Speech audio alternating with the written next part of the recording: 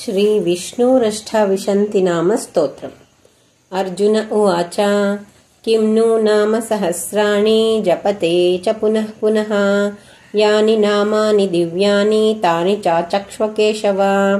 श्रीभगवानुवाच मत्स्यं कूर्मं वराहं च वामनं च जनार्दनं गोविन्दं पुण्डरीकाक्षं माधवं मधुसूदनं पद्मनाभं सहस्राक्षं वनमालिं हलायुधं गोवर्धनं हृषीकेशं वैकुण्ठपुरुषोत्तमं विश्वरूपं वासुदेवं रामं नारायणं हरिं दामोदरं श्रीधरं च वेदांगं गरुडध्वजं अनन्तं कृष्णगोपालं जपतो नास्ति पातकं गवां कोटिप्रदानस्य अश्वमेधशतस्य च कन्यादानसहस्राणां फलं प्राप्नोति मानवः अमायां वा पौर्णमास्यामेकादश्यां तथैव च सन्ध्याकाले स्मरेन्नित्यं प्रातःकाले तथैव च मध्याह्ने च जपेन्नित्यं सर्वपापैर्प्रमुच्यते इति